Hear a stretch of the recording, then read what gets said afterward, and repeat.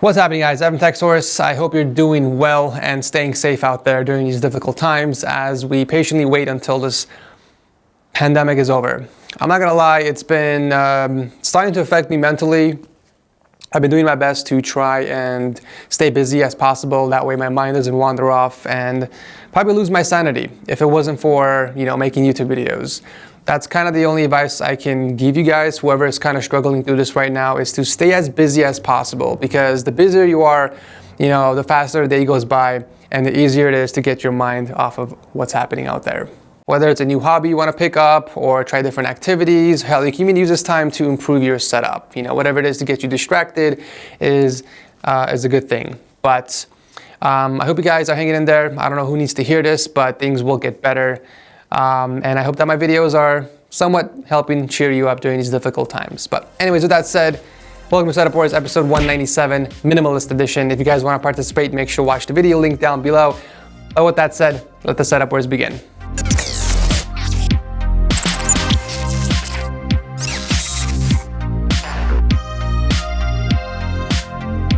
Stop paying full price for Windows 10 CD keys, you guys. You can pick one up for only $13 on yourcdkey.com. Just make sure to use my code to get that extra 20% off. Links in the description.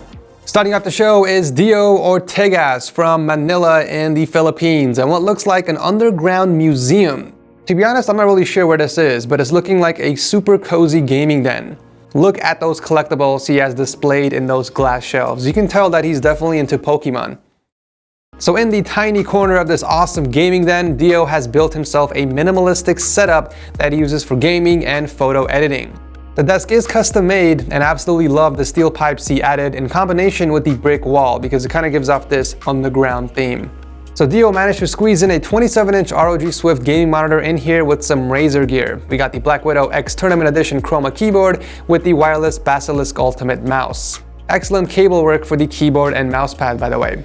And finally, for audio, he has a set of Logitech MX sound speakers that he uses with the PC and the Razer Thresher Ultimate headset, which is used with his PS4.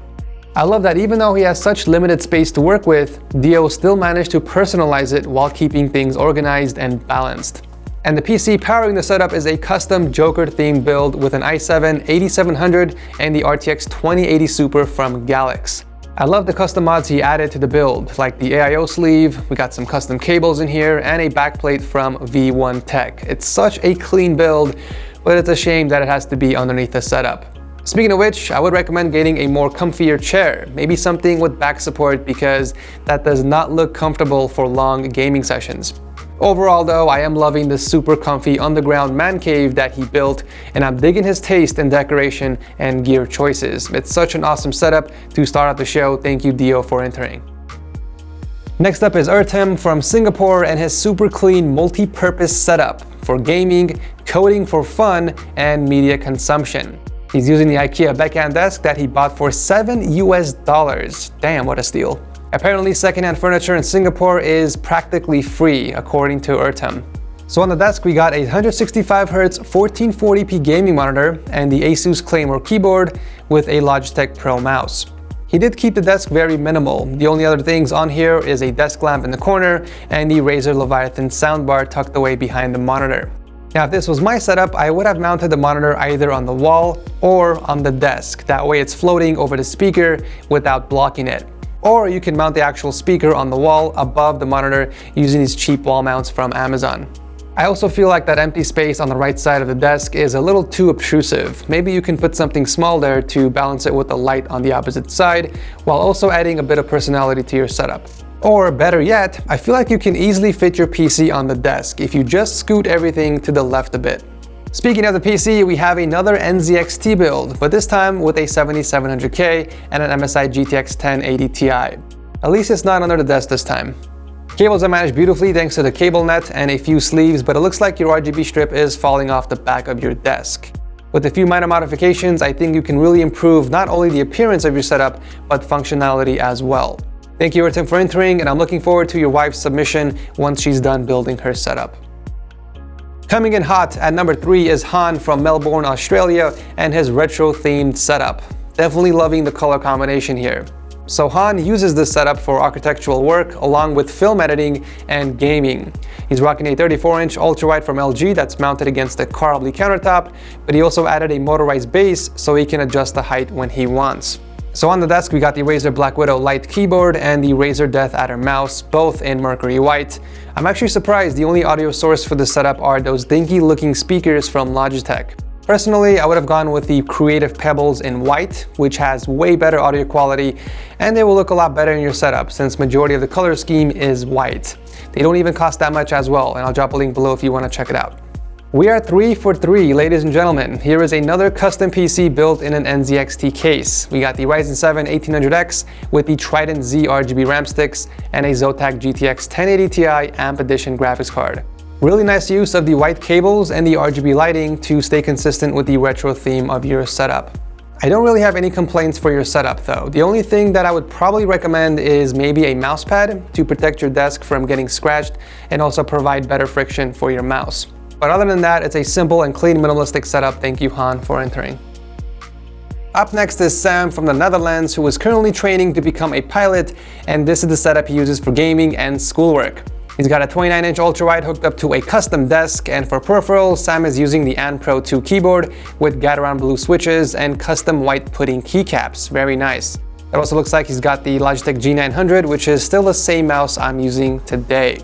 My first impressions of this setup were it kind of resembles mine in a way. He's using the same speakers, the same stands, and a similar ultrawide monitor. Only difference is that he's got a white theme going on instead of red. Another thing I noticed is that the surface area ratio is a bit off. We have way too much unused space compared to items on the desk, and it gives off this empty, shallow appearance. There is way too much empty space between the PC and the speakers. I feel like if you're going with the minimalistic setup, it could have been done with a smaller desk. But on the upside, if you ever plan on expanding your setup or adding more monitors, then you are pretty much future-proofed because you do have the extra space to accommodate any upgrades. The PC powering the setup is a custom micro ATX build inside the NZXT Manta. This is the 4th NZXT case in this episode. What is going on? We got the i5 8400 with an RX 580 in here. Very nice build. I don't think I've seen an NZXT Manta case in years, to be honest. What can I say? It's definitely a clean, minimalistic setup. Maybe a little too minimal for me. Thank you, Sam, for entering. Last but certainly not least, we have Zen Chile coming from Germany. I think this is Zen Chile's second time on the show, and it looks like he made some nice improvements since episode 142. The first thing I noticed is that he swapped out his previous ASUS monitor for a 24-inch AOC gaming one. Now, even though he's using a Linman tabletop, Zen Chile went with a different set of legs, and it's always refreshing to see a different combination instead of the usual cookie cutter setups we always see with the Linman tabletops. Zen Chile also upgraded all of his peripherals. He went from using budget Sharkoon gaming gear to budget Corsair gaming gear. We got the K55 RGB keyboard and the Iron Claw RGB mouse. Actually, now that I'm looking at his old setup, it looks like he upgraded pretty much everything except the desk. He even picked up a new headset, which oddly looks very similar to the Cloud 2s from HyperX. However, the biggest upgrade from his setup has to be the PC. He went from a Ryzen 5 1400 to a Ryzen 5 3600. And he also upgraded his GTX 1060 to an RX 5700 XT from Sapphire. Nicely done. A gorgeous custom build to match a gorgeous setup.